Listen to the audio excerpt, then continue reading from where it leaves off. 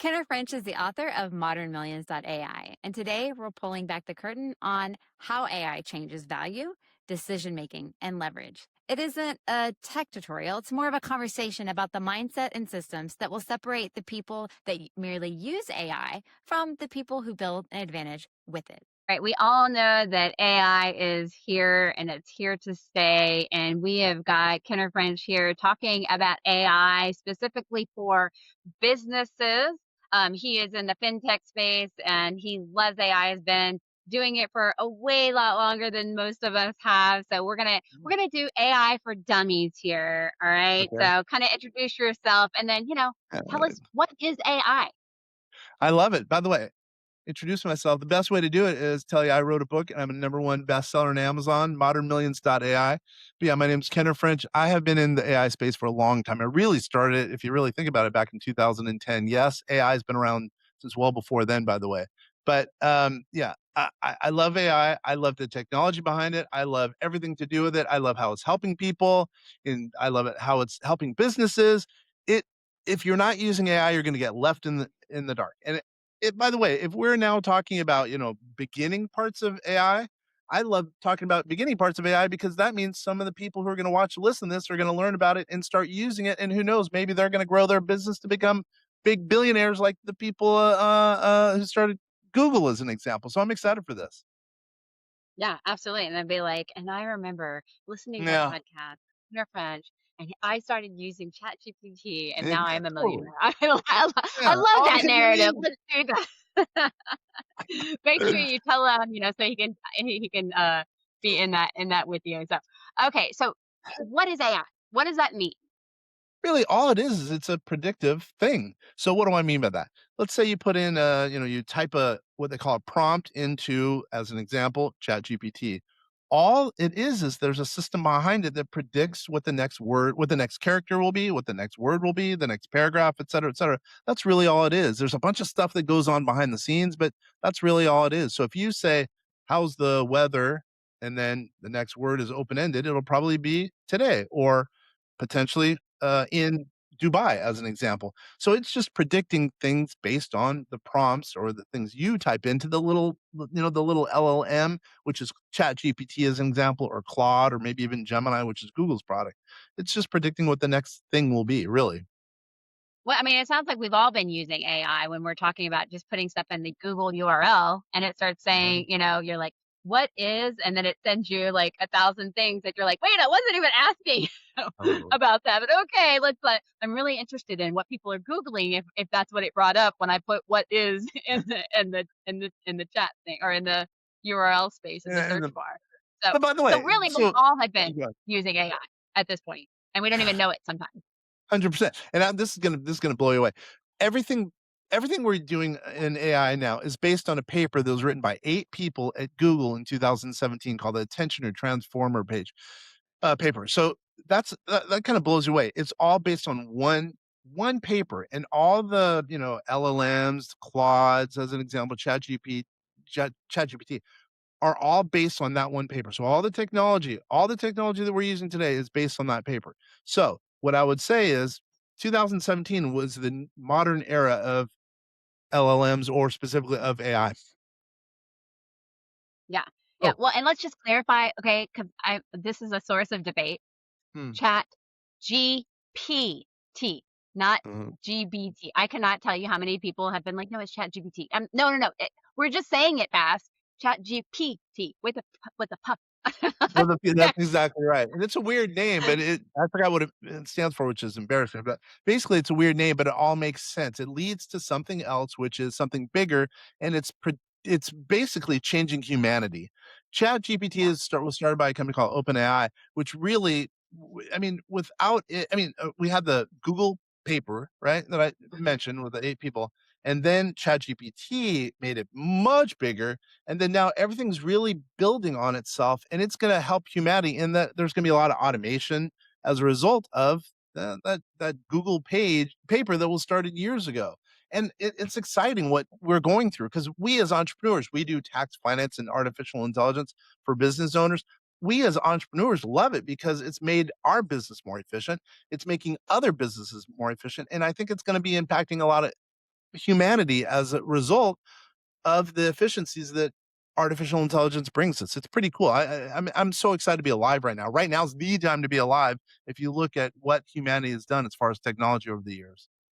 Yeah, well, and I just used ChatGPT to look up what generative pre-trained transformer is what the Yeah, GPT stands for. that's exactly And it. I just want to say right now, like here, I'm going to say right here, just live, right? Like I'm going to say write a blog for, Mm, we'll say vintage furniture because I sell vintage furniture. Okay, so I'm writing it in, and I'm going to show it like here. Obviously, I don't know if you can see. So I just wrote in I this. Can can. you see that? Okay, it's just a Yeah. little. It's just a text box, and then you push the the go time, and it just literally. I don't know if you can see it on me. I can see it.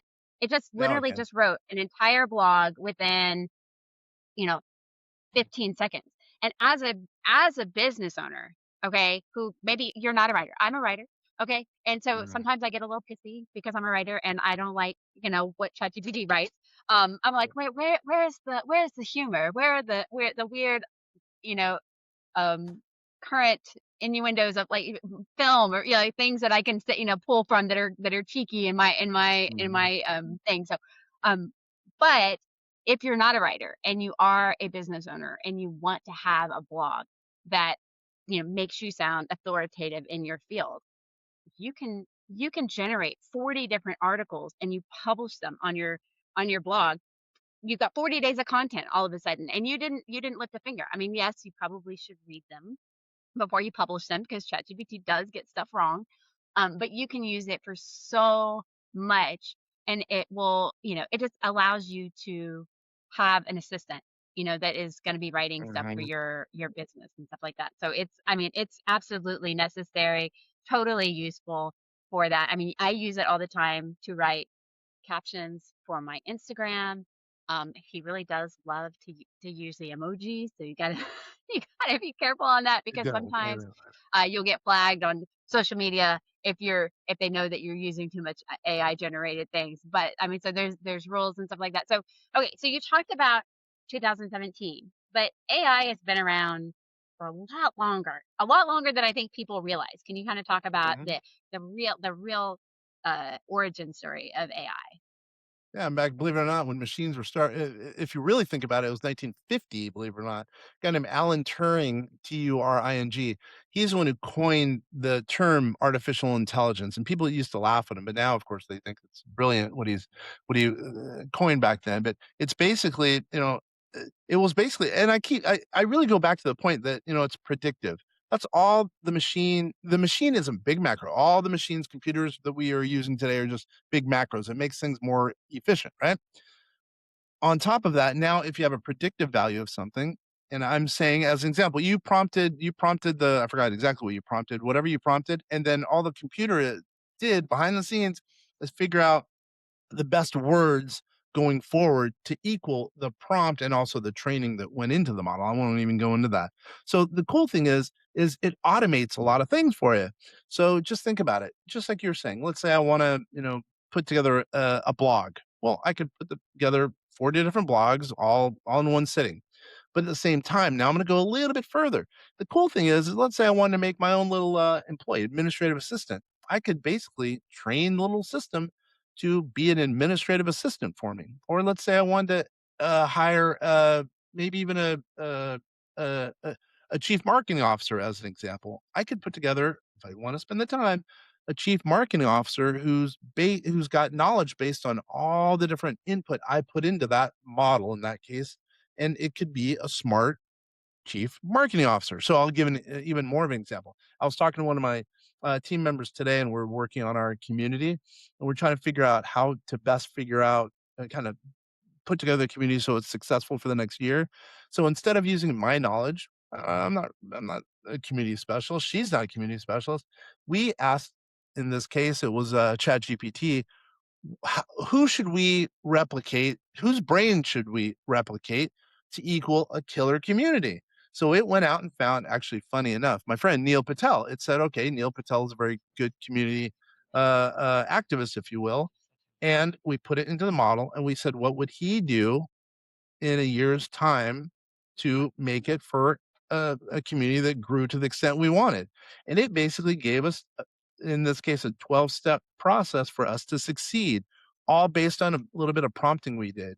And now we have, for us as entrepreneurs, we have an outline, we have a timeline, we have the specifics to equal whatever growth we wanted, all based on some prompts into, in this case, ChatGPT. So it's pretty cool, some of the things you could do as an entrepreneur. And by the way, it made it efficient. I didn't have to call Neil. Sorry, Neil. I didn't have to call him and pay him $75,000 for the consultation. Instead, the model goes out and sees what his consultation is and it applies it to our situation. And what's going to happen is I'm going to be making for a better community just based on the prompts we put into ChatGPT in that example. Yeah, well, and I also wanna make break it down because it sounds super technical, but Mhm. ChatGPT and AI has made things so stupid easy for people who are have 0 tech. Like, if you want to I have my background in coding. If you want to code something, but you're like, I mean, sometimes you forget, like, syntax and stuff like that, and you're like, "You know what? Can you please just code me, a web page or something that does this, this, and this?"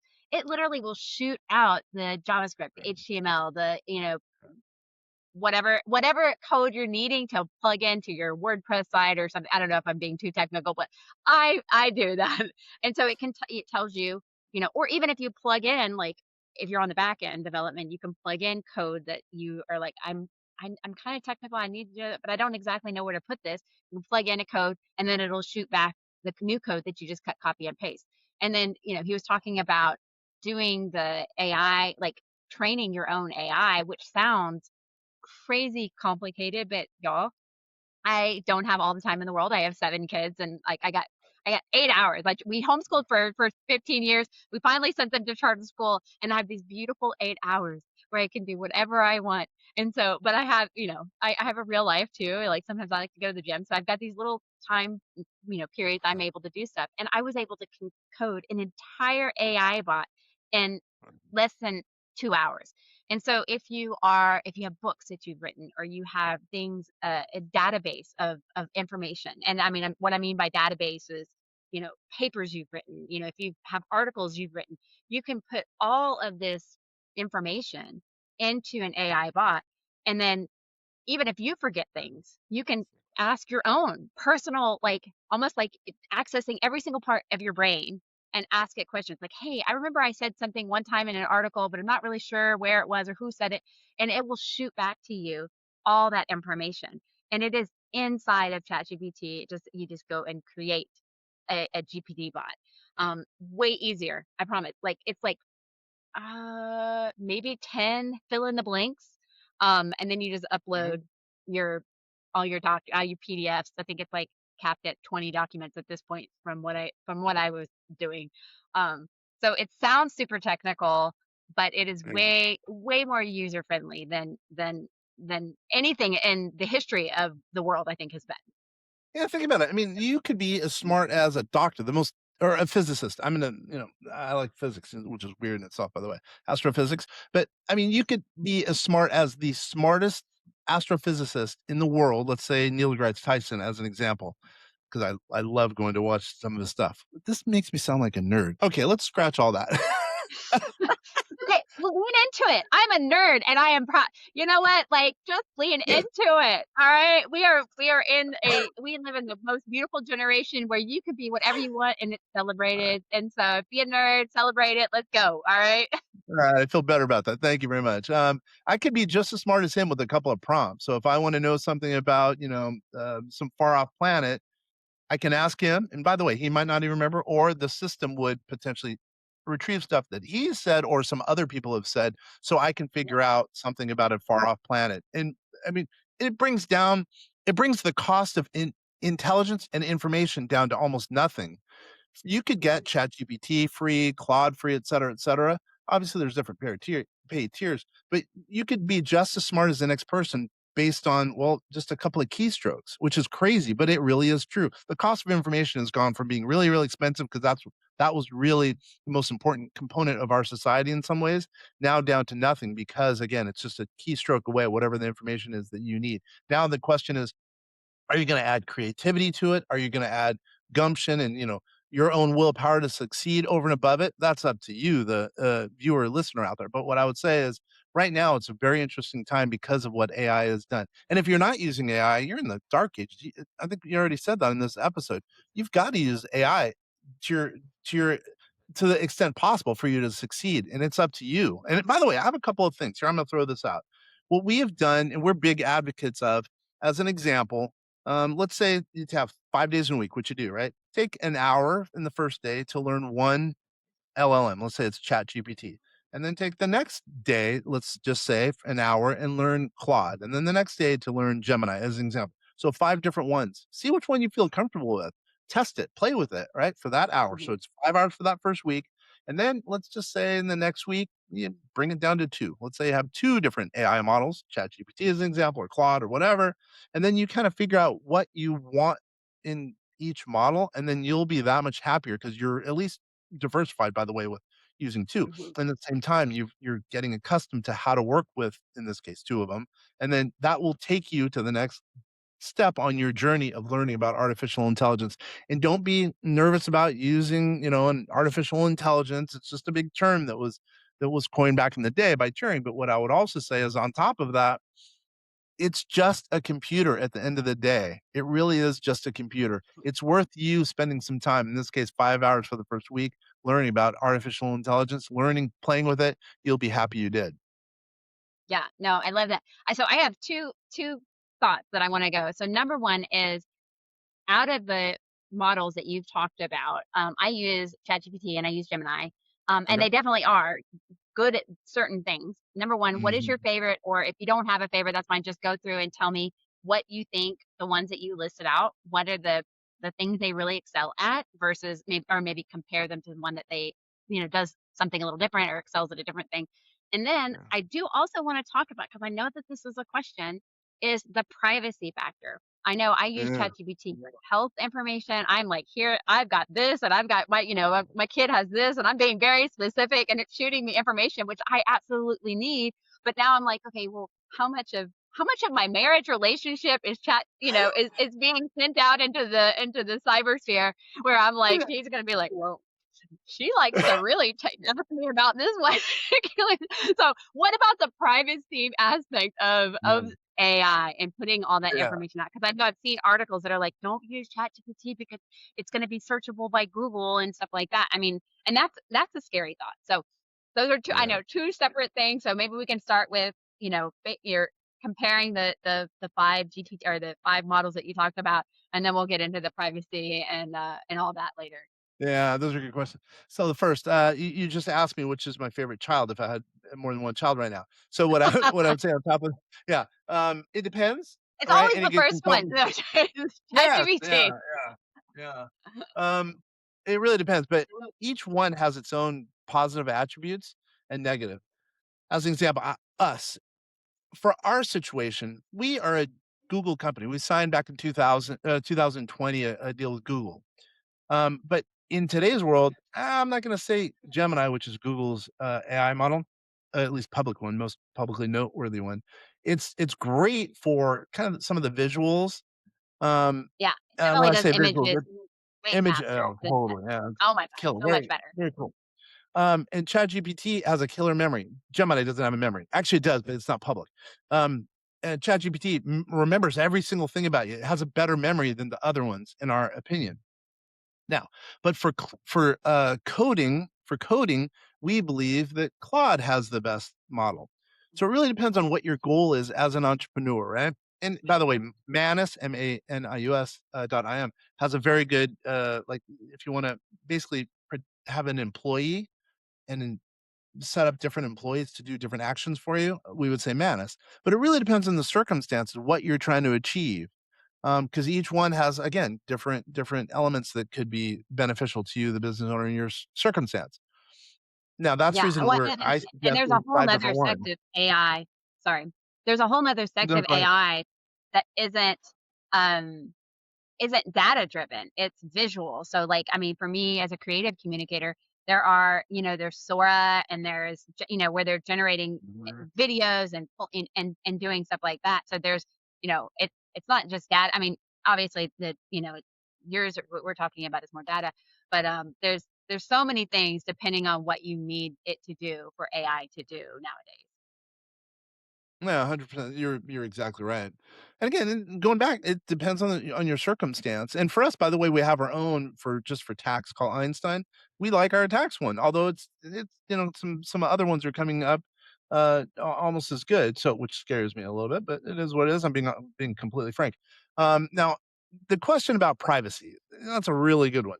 So, what I always tell my son, he's a little kitty, right? I say, hey, although he's much taller than me, 6'4", but what I tell him is don't put anything on the internet, including your emails that you wouldn't care about getting public into the public Yeah. sphere. So that also includes, and I'm going to put a caveat, it also includes when you're communicating with your, in this case, LLM, ChatGPT, Claude, etc. Now, that's a little frightening, right? Because you want to confide in your model. But right now, the courts have not really dictated, well, what's private and what's not with respect to your communication with AI, those models being as an example. So just think whatever you've communicated with Gemini or whatever back in the old days called Bard or Chat GPT, that's public. That could be public. But then you have to do the cost benefit analysis of thinking, well, wait a minute, is this really going to be public? Thinking that maybe it could be. That's up to you because man, you can't have a consultant that being your LLM when you can't speak to it candidly. So I'm going to throw that out. But as a professional, I'm going to say it's going to be public, but hopefully not. How's that sound? Yeah. Well, I mean, but it's the same thing with anything else. You put your credit card number in when you pay on Right. a site, it potentially could get leaked. There's data leaks all the time. You send Right. emails, that gets leaked. I mean, you're texting, depending on where you are, somebody could completely hack. So there's always going to be risk with technology, and you just Right. have to figure out, you know, is it worth it?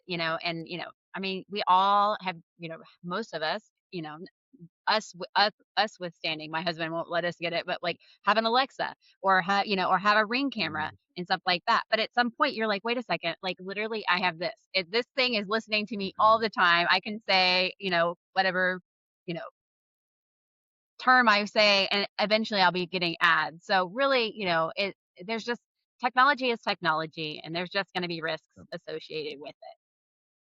Yeah, and again, that's a downside. There's a downside and a and an upside to it. So it's up to the individual user. But I do know that I pretty much confide everything in my Chat Yeah. GPT and also our private one.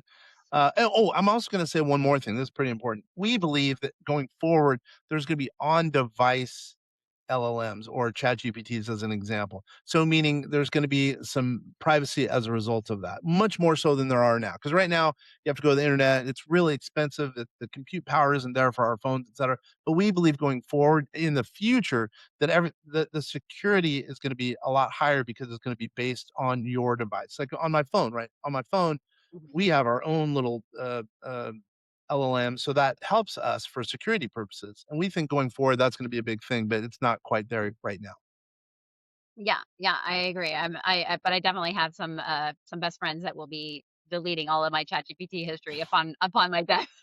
So Yeah, maybe. it's definitely scary. But yeah, I mean, and I think a lot of companies do need to think about these things because if you're Yeah. putting your proprietary data, your coding, whatever it is, I know certain entities they don't allow ChatGPT um, Yeah.